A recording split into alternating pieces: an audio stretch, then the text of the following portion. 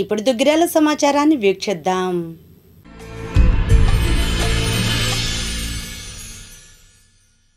దుగ్గిరాలలో ఉన్న 3 పోలింగ్ బూతుల వద్ద సోమవారం భారతీయ జనసంఘ వ్యవస్థాపకులు డాక్టర్ శ్యాంప్రసాద్ ముఖర్జీ 73వ వర్ధంతి కార్యక్రమాలు నిర్వహించారు. పార్టీ నాయకులు చుండూరు ఉమామహేశ్వరరావు, కొంగర జోగేంద్ర ప్రసాద్, కోనంకి కృష్ణ ఆధ్వర్యంలో జరిగిన ఈ కార్యక్రమంలో ముఖర్జీ చిత్రపటానికి పూలమాల వేసి నివాళులు తెలియజేశారు. ఈ కార్యక్రమంలో ఇంకా మండల పార్టీ అధ్యక్షులు పసుపులేటి గణేష్, తాడిబేన శ్రీధర్, పాటిబండ్ల రాజారావు, చెల్లా వెంకటేశ్వరరెడ్డి, చెలపాక రత్నప్రసాద్, కారుమూరి రామ్మోహన్ రావు తదితరులు పాల్గొన్నారు. ఈ సందర్భంగా నాయకులు మాట్లాడారు. ఈరోజు డాక్టర్ శ్యామ్ ప్రసాద్ ముఖర్జీ గారి వర్ధంతి సందర్భంగా దుగ్గిరాల మండల భారతీయ జనతా పార్టీ ఆధ్వర్యంలో పసుపులేటి గణేష్ నాయకత్వాన వర్ధంతి కార్యక్రమం పలు బూతుల్లో జరిగింది. నా పేరు చుండూరు ఉమామహేశ్వరరావు, నా బూత్ నెంబరు 242. ఈ బూత్లో కూడా మరి ఈ కార్యక్రమంలో భాగంగా ఈరోజు శ్యామ్ ప్రసాద్ ముఖర్జీ గారిని తెలుసుకోవడం జరుగుతుంది. మరి ఆయన యొక్క సేవలు చూస్తే శ్యామ్ ప్రసాద్ ముఖర్జీ గారు కలకత్తా నగరంలో 1901లో జన్మించి వాళ్ళది న్యాయవాదుల కుటుంబం.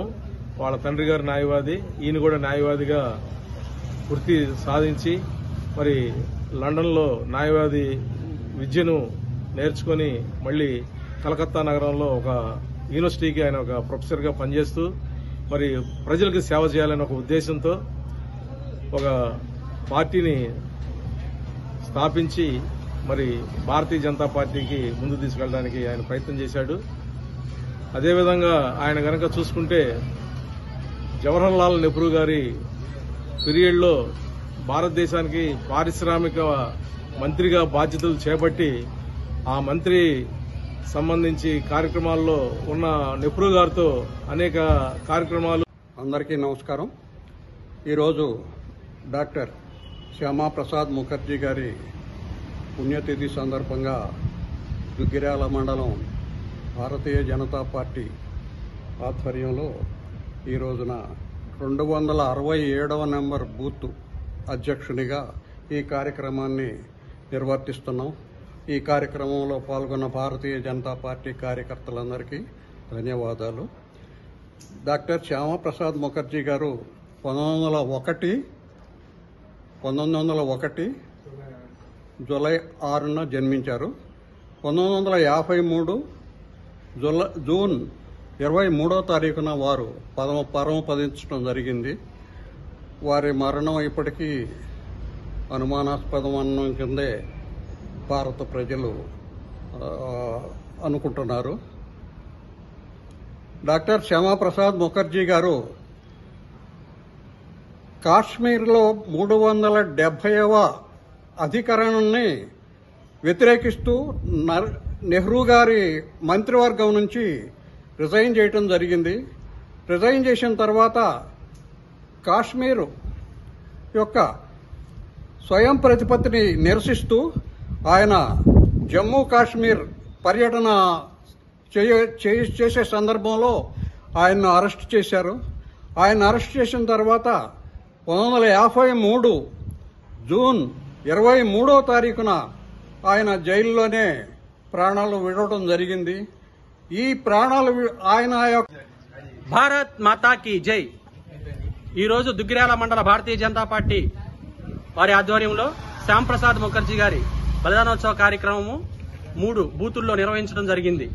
ఈ కార్యక్రమానికి మన Duggirala market yard director Jogendra గారు, అలాగే గుంటూరు జిల్లా ప్రధాన కార్యదర్శి చుండూరు ఉమామహేశ్వరరావు గారు పాల్గొనడం జరిగింది.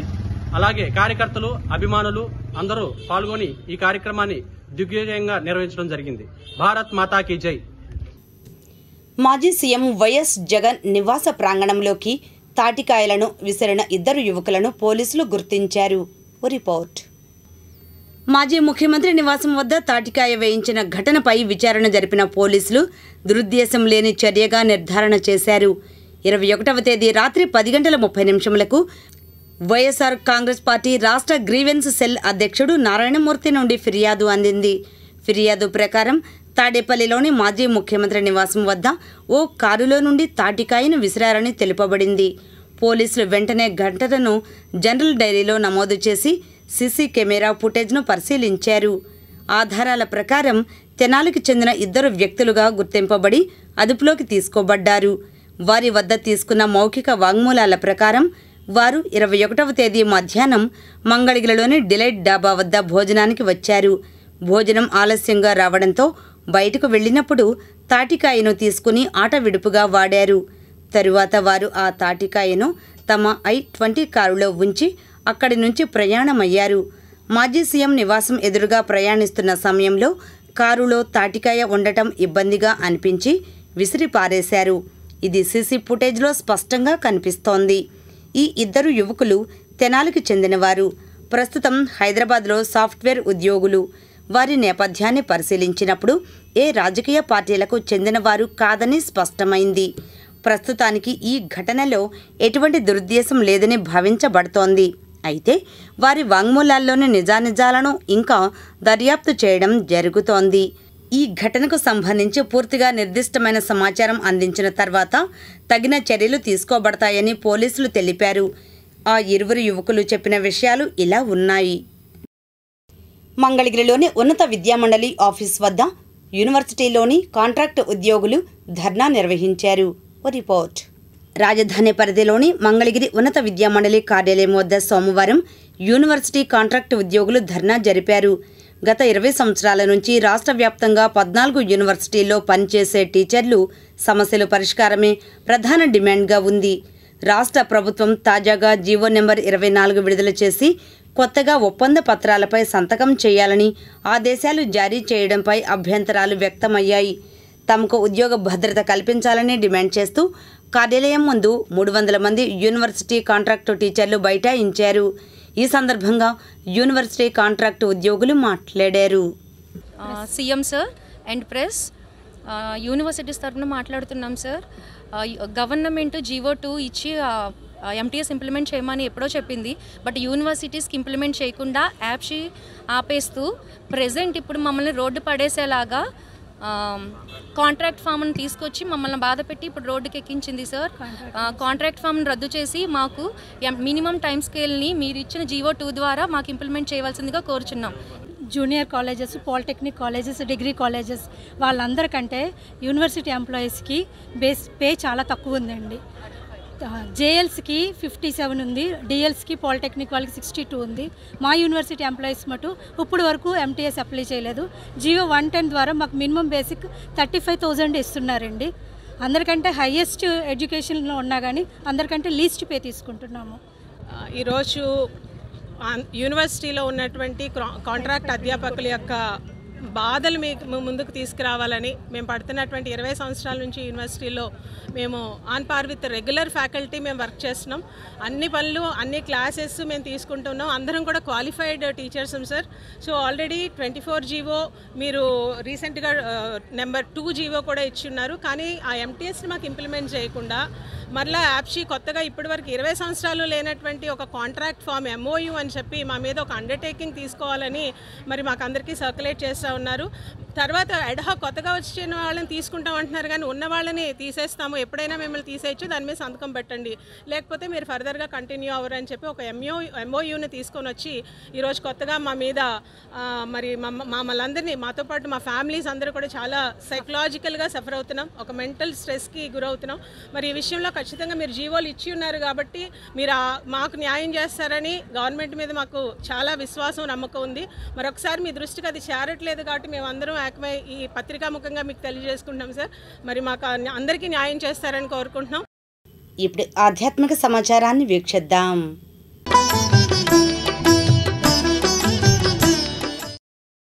దుగ్గిరాల మండలం కంటంరాజు కొండూరు గ్రామంలో వేంచేసి ఉన్న శ్రీ మహంకాళి అమ్మవారి దేవస్థానం నందు ఈ నెల 26 నుంచి జూలై 20వ తేదీ వరకు ఆషాఢమాస ఉత్సవాలు నిర్వహించనున్నారు. తొలి ఆదివారం అమ్మవారికి నిమ్మకాయల దండలతో అలంకారం, 6న గాజుల అలంకరణ, 13న శాకంబరి అలంకరణ, చివరి ఆదివారం 20న పూలంగి సేవ, బోనాల ఉత్సవాలు నిర్వహించనున్నారు. చిలువూరు గ్రామానికి చెందిన ప్రముఖ బయోఫర్ ఫార్మా కంపెనీ అధినేత రంగిశెట్టి జగదీష్ బాబు బోనాల సందర్భంగా చివరి ఆదివారం 108 మంది భక్తులకు పొంగలి సామాగ్రిని అందించనున్నారు. అదేవిధంగా ఆషాఢ మాసంలో ప్రతి శుక్రవారం సామూహిక కుంకుమ పూజలు నిర్వహిస్తున్నట్లు ఆలయ అధికారులు తెలిపారు. ఈ కార్యక్రమానికి భక్తులు వేలాదిగా పాల్గొని అమ్మవారిని దర్శించుకుని తీర్థ ప్రసాదాలు స్వీకరించాలని కోరారు. ఈ సందర్భంగా అర్చకులు తారకనాథ్ మాట్లాడారు. శుభమస్తు అభిఘ్నమస్తు. శ్రీ మహాగణాధిపతయ నమః. శ్రీ గురుభ్యో నమః. శ్రీ మహంకాళ్యే నమః. గుంటూరు జిల్లా దుగ్గిరాల మండలం కంఠంరాజుకొండ గ్రామ పొలిమేరులో వేంచేసి ఉన్న శ్రీ మహంకాళి అమ్మవారి దేవస్థానం. ఈ దేవస్థానంలో ఆషాఢ మాస సందర్భంగా మొదటి ఆదివారం అనగా 29/6/25 ఆదివారం అమ్మవారికి 108 నిమ్మకాయల దండలతో 108 దండలతో అమ్మవారికి ప్రత్యేక అలంకరణ జరుగును. అలాగే రెండవ ఆదివారం 6/7/25 ఆదివారం అమ్మవారికి గాజుల అలంకారం జరుగును. మరియు 13/7/25 ఆదివారం అమ్మవారికి కూరగాయలతో శాకాంబరి అలంకారము జరుపబడును. 20/7/25 ఆదివారం అమ్మవారికి ఆషాఢమాస సందర్భముగా బోనాల ఉత్సవము, సన్న మేళాలు, కనక తప్పెట్లు, విశేష ధారణలతో అమ్మవారికి బోనాలు భక్తులు వేలాదిగా పాల్గొని బోనాలు సమర్పిస్తారు. కావున భక్తులు 50 మంది ఆషాఢ మాసంలో శ్రీ మహంకాళి అమ్మవారిని దర్శించి తరించి మీ యొక్క కోరికలు విన్నవించుకొని అమ్మవారి కృపకు పాత్రలు అవుతారని ప్రార్థించుతున్నాం. ఇట్లు అమ్మవారి దేవస్థానం కంఠంరాజు కొండూరు. అలాగే ఈరోజు 2025 సోమవారం అమ్మవారికి హుండీ కార్యక్రమం జరుగుతున్నది. ప్రతి 3 మాసాలకి అమ్మవారి దేవస్థానంలో అమ్మవారికి సమర్పించిన కానుకలు హుండీలు ఈరోజు లెక్కింపు జరుగుతున్నది. దుగ్గిరాల మండలం కంఠంరాజు కొండూరు గ్రామంలో వేంచేసి ఉన్న శ్రీ మహంకాళి అమ్మవారి దేవస్థానం నందు సోమవారం హుండీ లెక్కింపు కార్యక్రమం నిర్వహించారు. 3 నెలలకు గాను 20,67,441 రూపాయలు విరాళంగా వచ్చినట్లు ఆలయ అధికారులు తెలిపారు. గుంటూరు దేవాదాయ శాఖ ఇన్స్పెక్టర్ సిహెచ్ శ్రీనివాసులు పర్యవేక్షణలో లెక్కింపును నిర్వహించారు. భక్తుల నుండి వచ్చిన విరాళాలను ఆలయ అభివృద్ధి కొరకు కేటాయించడం జరుగుతుందని తెలిపారు. ఈ కార్యక్రమంలో ఆలయ కార్యనిర్వహణ అధికారి కోగంటి సునీల్ కుమార్, ఆలయ ట్రస్టీ దేవభక్తుని రంగప్రసాద్, అర్చకులు తారకనాథ్, మణిశర్మ, స్వచ్ఛంద సేవా సంస్థలు, భక్తులు, మహిళలు, ఆలయ సిబ్బంది పాల్గొన్నారు. వెంకటేశ్వర కళ్యాణ గానామృతం అనే ఆధ్యాత్మిక కార్యక్రమం సోమవారం మంగళగిరి శ్రీ లక్ష్మీ నరసింహస్వామివారి కళావేదికపై నిర్వహించారు. తూర్పుగోదావరి జిల్లా గోపాలపురం మండలం గోపవరం గ్రామ శ్రీరామ భజన మండలి బృందం ఈ కార్యక్రమం నిర్వహించారు. అమరావతి కోడూరి రాధా సుబ్రహ్మణ్యం దంపతులు, మంగళగిరి నరసింహస్వామి ఆలయ భక్త బృంద ప్రతినిధులు మాజేటి సూర్యవేణుగోపాలకృష్ణ, గాదంశెట్టి రామకృష్ణ, సుజాత దంపతులు, గ్రంథసిరి గౌరీశంకర్ దంపతులు, మాజేటి సత్యబాలాజీ దంపతులు, అంజనాదేవి వారి బృందం తదితరులు పాల్గొనడం జరిగింది. ఆలయ ఈవో సునీల్ కుమార్ ఆధ్వర్యంలో జరిగాయి. స్వామివారి ఆలయ ప్రాంగణంలో శ్రీనివాసు పల్లవి దంపతుల ఆధ్వర్యంలో స్వామివారి కళ్యాణ మహోత్సవ కార్యక్రమం ఇక్కడ జరుగుతుంది. తూర్పుగోదావరి జిల్లా గోపవరం గ్రామంలో సీతారామచంద్ర స్వామివారి ఆలయ ప్రాంగణంలో ఉన్నటువంటి అలివేలుమంగ పద్మావతి సమేత శ్రీ వెంకటేశ్వర స్వామివారు. ఈ స్వామివారు వరాలిచ్చే స్వామివారు. అడిగిన తరుగానే స్వామివారు ఎన్నో కళ్యాణ మహోత్సవ కార్యక్రమాలు చేశారు. ఈ స్వామివారు అందరూ హరే శ్రీనివాస. మాది తూర్పుగోదావరి జిల్లా గోపాలపురం మండలం గోపవరం గ్రామం సొగ్గొండ పంచాయతీ అండి. మేము గత 4-5 సంవత్సరాల నుంచి కూడా శ్రీ వెంకటేశ్వర స్వామి వారి యొక్క గానామృత కార్యక్రమాలని చేపట్టి ఇప్పటి వరకు కూడా 108 కళ్యాణాలు పూర్తి చేసుకున్న తరువాత కూడా అనేక కార్యక్రమాలతో ఈ స్వామివారిని అనేక ఆలయాలలో స్వామివారి యొక్క కళ్యాణం జరిపించుకుంటూ ఈరోజు మా భక్త సమాజంలో ఉన్నటువంటి వారి సహాయ సహకారాలు, అలాగే ఇక్కడ ఉన్నటువంటి ఈవో గారు, అలాగే మా గోపాలకృష్ణ గారి వారి యొక్క ఆలయ సిబ్బందితో ఓం శ్రీ లక్ష్మీ నృసింహాయ నమః. అయ్యా అందరూ వినండి.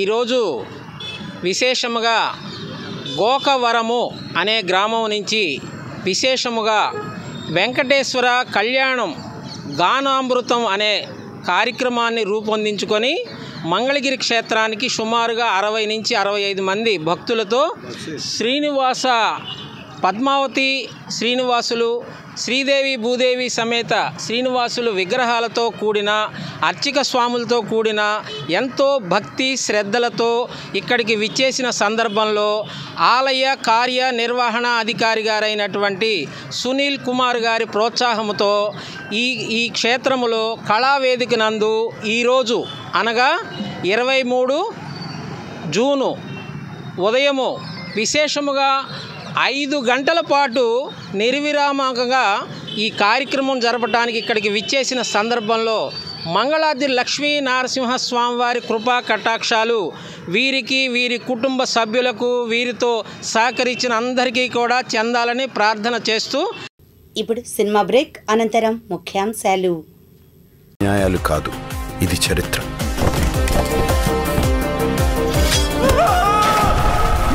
ఎవ్వడైనా నోరిప్పితే చంపేస్తా. వాళ్ళ మీద చెయ్యడానికి వీల్లేదు. ఈ ప్రపంచం మొత్తం వాళ్ళది కాదు మేడం, నా ప్రపంచం కూడా ఇక్కడే ఉంది. అక్కడ డబ్బులు, పోలీసులు మీరు చెప్పినవి ఏవి ఉండవు. అక్కడే తెలుసుకుంటా. అంటే